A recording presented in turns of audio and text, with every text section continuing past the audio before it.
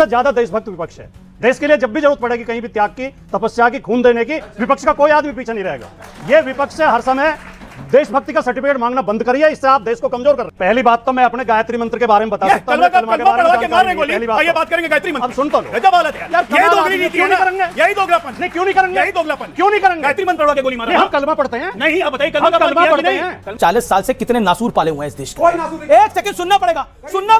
आपने भारत के मुंह में हाथ डाला, जवाब सुनना। हुल्ला डिबेट में आपका स्वागत है। पहलगाम आतंकी हमले के बाद पूरे देशवासियों को इस बात का इंतजार है कि हमारे देश की मिलिट्री एक्शन कब लेगी। केंद्रीय कैबिनेट की बैठक हुई और जाहिर है उसमें कैबिनेट कमेटी उन सिक्योरिटी की भी बैठक बताई गई और उसके बाद बताया गया कि एक केंद्र सरकार की तरफ से प्रेस कॉन्फ्रेंस होगी कि कैबिनेट में लिए गए फैसलों की जानकारी देशवासियों को दी जाएगी। लग रहा था कि शायद पाकिस्तान के खिलाफ कोई बड़ा एक्शन होगा, शायद कुछ और कूटनीतिक कदम उठाए जा सकते हैं। सब यही सोच रहे थे, लेकिन तभी ऐसा कुछ नहीं हुआ, बल्कि केंद्र सरकार ने देश की राजनीति में उथल पुथल मचाने वाला एक फैसला लिया और कैबिनेट में वो फैसला लेने के बाद प्रेस कॉन्फ्रेंस में उसका ऐलान कर दिया कि देश में अब जातीय जनगणना होने जा रही है। इसी मुद्दे पर सपा प्रवक्ता राजकुमार भाटी ने गोदी एंकर के साथ साथ बीजेपी प्रवक्ता की जमकर बखिया उधेड़ दी। अंत तक देखिए यह शानदार डिबेट। राजकुमार भाटी, मैं आपका रुख करता हूं कि नोटबंदी की तरह जलबंदी ना हो। इसके अलावा अबू आजमी ने क्या बोला इस आतंकी हमले पे, मुझे आपको बताने की आवश्यकता नहीं है। क्यों? पहलगाम में जो हमला हुआ वो बहुत ही चिंताजनक, बहुत ही दुखद और बहुत शर्मनाक है और उस पर पूरे देश को दुख है और पूरा देश चाहता, जिसमें विपक्ष भी शामिल है। 142 करोड़ लोग भारत के चाहते हैं कि सरकार सख्त कदम उठाए और पाकिस्तान को ऐसा सबक सिखाए कि पाकिस्तान आतंकवाद को समर्थन करना बंद कर दे। और जब माननीय मोदी जी ने ऑल पार्टी कॉन्फ्रेंस बुलाई तो सारी पार्टियों ने एकजुट होकर प्रधानमंत्री मोदी को फ्री हैंड देने की घोषणा की कि आप कार्रवाई करिए, हम आपके पीछे खड़े हैं। लेकिन जहाँ जहाँ कमियाँ होंगी वहाँ सवाल उठाना देशद्रोह नहीं है, न देश विरोध है, वो लोकतंत्र में ज़रूरी है। अभी आपने एक पोस्टर का जिक्र किया, ये पोस्टर तो 10 दिन बाद जारी हुआ। भारतीय जनता पार्टी ने तो 12 घंटे के अंदर पोस्टर जारी कर दिया था। इस पोस्टर का भी जिक्र आपको करना चाहिए था। ये एक जिस व्यक्ति की दुखद मृत्यु हुई है, उसकी पत्नी बैठी है, इसका कैरिकेचर बना के राजनीतिक पोस्टर डाल रही है बीजेपी अपने एक्स अकाउंट पे। हैं क्या लिखा है इस पोस्टर में? नहीं, पहले तो फोटो ज्यादा चिंताजनक और शर्मनाक तो फोटो है। ठीक है, तो आप जो एक दुखद मृत्यु, एक पत्नी बैठी है, पोस्टर में क्या उसका क्या, उसमें लिखा है धर्म पूछा जाति नहीं। ये शुद्ध राजनीतिक पोस्टर है ये। और मोदी जी अगले दिन, जिस दिन हमला हुआ, अगले दिन बिहार में वोट मांग रहे थे। तो क्या ये विपक्ष को सवाल उठाने का अधिकार नहीं है? अब आपने सिंधु जल का जिक्र किया, पानी का। अखिलेश जी ने कहा सिंधु जल बंद करने की घोषणा तो मोदी जी ने पुलवामा हमले के बाद भी कर दी थी। तो फिर ये चालू किसने करा? ये खोल के कौन आया इस जल को? तो क्या ऐसे मूर्खतापूर्ण बातों पर सवाल ना खड़ा करो विपक्ष? ये मूर्खतापूर्ण बात है आपको लग रही है? नहीं, और सेकंड, क्योंकि आपने बोला कि इससे पहले भी सिंधु जल समझौता जो था वो तोड़ दिया था, बिल्कुल ऐसा नहीं हुआ था। तब उसको कहा गया था कि हम रोक सकते हैं, नहीं रोक सकते, इसको स्टडी करना चाहिए, और उसको स्टडी करा गया और इस बार रोका गया है। तथ्य नंबर 1। तथ्य नंबर 2, आपने बोला तक रोका नहीं गया। ओके, अभी तक रोका नहीं गया। नहीं, मेरी बात पूरी नहीं हुई है।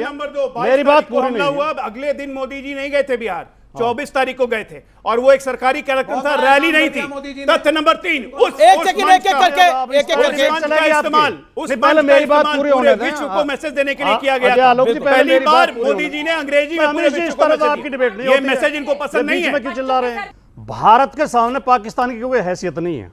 भारत बहुत मजबूत राष्ट्र है, हमारी सेना मजबूत है, बहादुर, दुनिया की सबसे बहादुर सेना मानी जाती है। और जब जब देश पे संकट आया है, हमारी सेना ने बहुत बहादुरी से मुकाबला किया है। ऐसे बहादुर और मजबूत देश के अंदर 4 आतंकवादी आए और बड़ी फुर्सत में हमारे 27 लोगों को मार के चले गए। धर्म भी पूछ रहे थे, आई कार्ड भी देख रहे थे, कपड़े भी उतरवा रहे थे, कलमा भी सुन रहे थे। एक गोली तक नहीं चली हमारी तरफ से। जहां 4000 पर्यटक थे, वहां एक सैनिक नहीं था। ठीक है, वहां एक सुरक्षाकर्मी नहीं था। तो क्या ये सवाल नहीं है? सवाल पूछिए, पुलवामा हमले में, पुलवामा हमले को 10 साल हो गए हैं। देश के साथ में वो ये नहीं पता लगा अबू आजमी इस तरह के बयान देते हैं तो सवाल खड़ा होता है। ओके, जवाब। मैं जनता से बस ये पूछना चाहता हूं कि आज क्या पाकिस्तान में एक भी स्वर भारत के पक्ष के निकल रहे हैं? हमने सुना है नहीं सुना ना, तो हमसे अच्छा देश हुआ कि नहीं वो? क्योंकि हमारे देश में तो पाकिस्तान के लिए स्वर निकल रहे हैं, इसी मंच पे निकल रहे हैं। शांति हो जाइए, आप शांति इसी मंच पे निकल रहे हैं। क्या अनफेयर करते हैं आप? और उसको ये क्या कहेंगे, उसको ये अर्बन नक्सल कहेंगे, जानते हैं क्या? कि हमारा राइट ऑफ एक्सप्रेशन है, राइट टू सेल्फ बिलीफ है। ये लोग अपने देश की महत्वता को नहीं समझते हैं। क्यों पाकिस्तान राहुल गांधी के बयान को यूएन में कोट किया? सबसे पहले आपने डॉक्टर अजय आलोक जैसा जब सवाल पूछा तो अजय आलोक ने बड़े स्पष्ट शब्दों में कहा, हम क्यों चाहेंगे विपक्ष की छवि अच्छी बने, हम तो चाहेंगे विपक्ष की छवि खराब हो। ये छवि बनाने का भी ठेका भी ले। अब इनके एक सांसद हैं निशिकांत दुबे का ये ट्वीट है। निशिकांत दुबे ने अखिलेश यादव जी के साथ किसी की फोटो डालकर लिखा है कि ये पाकिस्तान के सांसद सैफुल्ला हैं जो अखिलेश यादव के साथ लंदन में जश्न मना रहे हैं, जबकि ये आशीष सर्राफ हैं।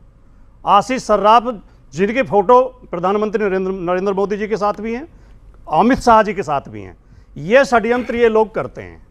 ये जो है भारतीय जनता पार्टी और इनका समर्थक मीडिया विपक्ष के नेताओं के चुनिंदा आधे आधे वाक्य उठा के विपक्ष को बदनाम करने की कोशिश करता है। मैं केवल इतना कहना चाहता हूं, इनसे ज्यादा देशभक्त विपक्ष है। देश के लिए जब भी जरूरत पड़ेगी कहीं भी त्याग की, तपस्या की, खून देने की, विपक्ष का कोई आदमी पीछे नहीं रहेगा। ये विपक्ष से हर समय देशभक्ति का सर्टिफिकेट मांगना बंद करिए, इससे आप देश को कमजोर कर रहे हैं। हम सब एक हैं। पाकिस्तान से हमने हमेशा कहा है पाकिस्तान को सबक सिखाओ, इसमें पाकिस्तान का हाथ है ये जो हमला हुआ है। और जब तक पाकिस्तान को सबक नहीं सिखाया जाएगा पाकिस्तान ऐसी घटिया हरकत करता रहेगा। भाटी साहब एक सवाल का जवाब, बहुत जरूरी है, जरूर देंगे। ये बताइए, कलमा पढ़ा के गोली मारना ये कलमा का अपमान हुआ कि नहीं हुआ? आज तक किसी मुसलमान, हिंदुस्तान के किसी मुसलमान नेता ने कलमा के अपमान के बारे में बात की? पहली बात तो वो बात भी भारतीय जनता पार्टी ने की, आप भी नहीं कह रहे हैं। कलमा का अपमान किया कि नहीं किया? पहली बात तो मैं अपने गायत्री मंत्र के बारे में बता सकता हूं। कलमा के बारे में मार रहे गोली, ये बात करेंगे गायत्री मंत्र। अब सुन तो लो, गजब हालत है यार। यही दोगली नीति है ना, यही दोगलापन। नहीं क्यों नहीं करेंगे, यही दोगलापन क्यों नहीं करेंगे? गायत्री मंत्र पढ़वा के गोली मारा। हम कलमा पढ़ते हैं। नहीं, आप बताइए कलमा का अपमान किया कि नहीं? कलमा का अपमान किया कि नहीं? ये बोलने में वही तो क्यों हो रहा है? वही तो हो रहा है दर्द। सुनेंगे नहीं, चिल्लाएंगे। भाई गायत्री मंत्र गोली नहीं मारी थी। जवाब नहीं सुनेंगे, जवाब नहीं सुनेंगे। ज्यादा कोई ना चिल्लाए, इत्मीनान से बात हो, जो कि बड़ी जरूरी है। राजकुमार भाटी, आप जिम्मेदार आदमी है। पाकिस्तान के सदन में वहां के सेनेटर कह रहे हैं देखिए मोदी के साथ वहां सब नहीं है। यहां पर देखिए आम आदमी पार्टी भी है, उन्होंने बोला उत्तर प्रदेश की समाजवादी पार्टी भी है, वो बाइट प्ले करी मैंने, वो भी है। अब देखिए अखिलेश यादव जैसे नेता भी है, मोदी के साथ सब लोग नहीं है वहां पर, वो भी सवाल पूछ रहे हैं। इस घटना से 2 दिन पहले आसिम मुनीर का बयान आया था, आसिम मुनीर का। जी बिल्कुल, बीजेपी के नेताओं के ट्विटर हैंडल खंगाल लीजिए आप, उसका आसिम मुनीर का नाम ले लेके ज्यादातर ने ट्वीट किए और अखबार उसमें चैनलों में भी बोल रहे थे, डिबेट में भी। आसिम मुनीर ही कह रहा है कि ये जो है 2 नेशन थ्योरी है, पाकिस्तान अलग नेशन है, भारत अलग है, हम मुसलमान है वो हिंदू। तब तो इनके लिए आसिम मुनीर जो देवता हो गए थे।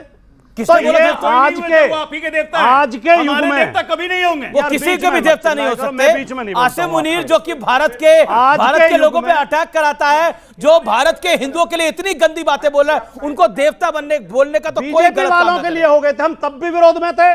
आसिम मुनीर के किसने बोला देवता? आप मुझे एक नाम लीजिए, I will name and Shem that person right away. BJP के किस नेता ने देवता बोला? शांत रहिए, किसने बोला देवता? एक मुहावरा है, वो उन्हें कोट कर रहे थे, आसिम मुनीर को कोट कर रहे थे बीजेपी के लोग। तब वो अच्छा कैसा हो गया था? कोर्ट तब वो अच्छा कैसा हो गया था? हम उस समय भी विरोध में थे और आज भी विरोध में। कोर्ट में आपको भी करता हूं, आप देवता थोड़ी हो जाएंगे। आज के कोर्ट तो मैं आपको भी करता हूं। आज जब दुनिया एक ग्लोबल विलेज है और हमारे संचार साधन इतने विकसित हैं, तब किसी देश में किसी का नाम लिया जाए, इसका मतलब वो देशद्रोही नहीं हो गया।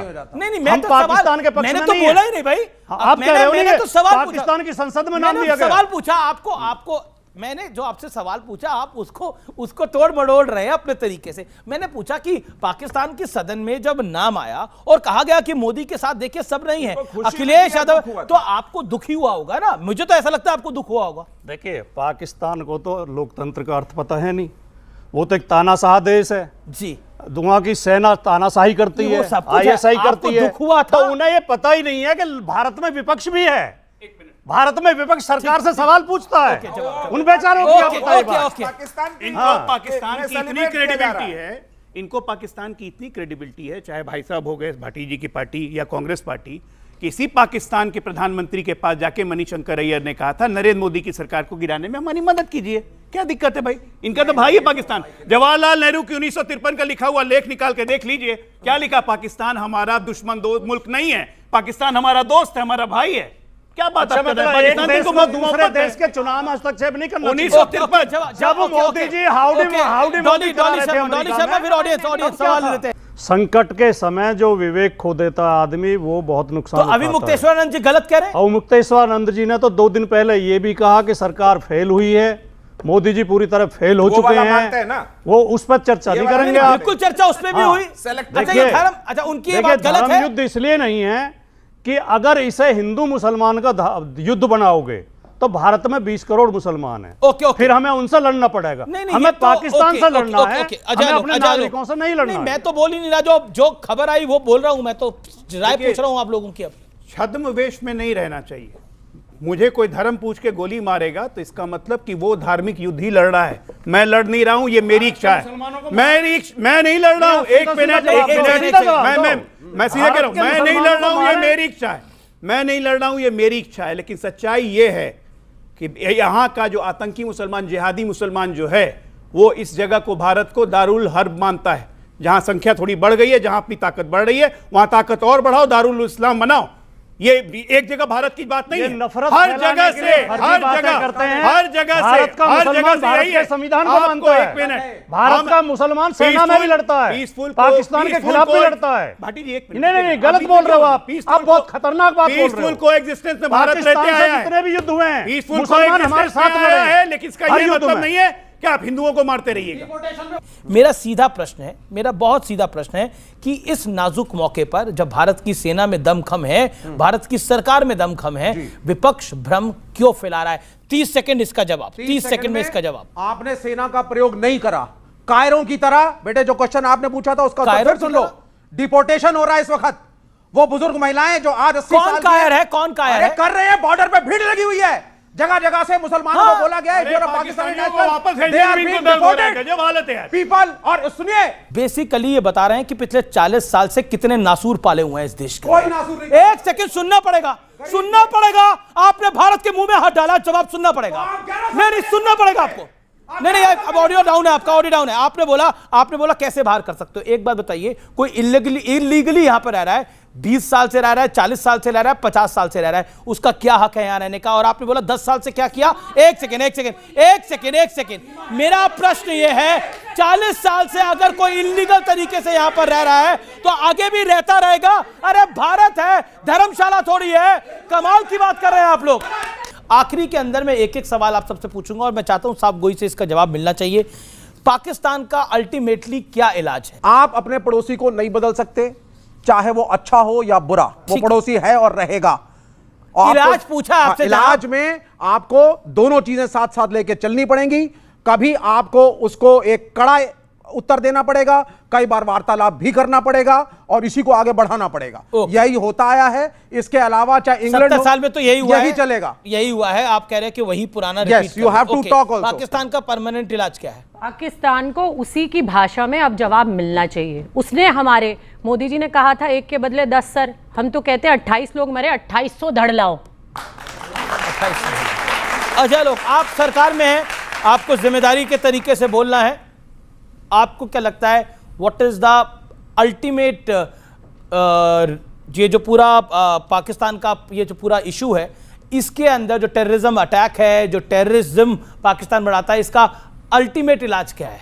एक देश को समाप्त तो कर नहीं सकते आप। देखिए, इस देश को समाप्त करने की कोई सोच नहीं रहा है, कोई सोच भी नहीं रहा है। पाकिस्तान की आवाम से कोई भारत सरकार की या भारत के लोगों की कोई दुश्मनी नहीं है। हमारी दुश्मनी उन आतंकियों से है जो सर उठाते हैं। ऐसे सफोलों का फन कुचलना बहुत जरूरी है, वो हम कुचलेंगे। ओके, राजकुमार भाटी। बहादुर 2 तरह के होते हैं, एक युद्ध बहादुर और एक बयान बहादुर। बयान बहादुर तो ये बहुत अच्छे हैं, बयान तो बार बार देंगे, पर पाकिस्तान का इलाज जो 1971 में इंदिरा गांधी ने किया था, ऐसा इलाज पाकिस्तान का करना पड़ेगा, उसे ऐसा सबक सिखाना पड़ेगा। दोस्तों, पुलवामा हमले के बाद पहलगाम आतंकी हमले से पूरा देश सकते में है और हर एक देश प्रेमी में आक्रोश है और पूरा देश प्रेमी यही चाहता है कि आतंकी को ऐसी सजा देनी चाहिए कि 7 जन्मों तक फिर कोई हमारे देश पर आंख उठाकर ना देख पाए। इस पर अपनी राय में जरूर बताएं। वीडियो पर लाइक कमेंट करना ना भूलें। अगर आप चैनल पर नए हैं तो चैनल को जरूर सब्सक्राइब कर लें। धन्यवाद।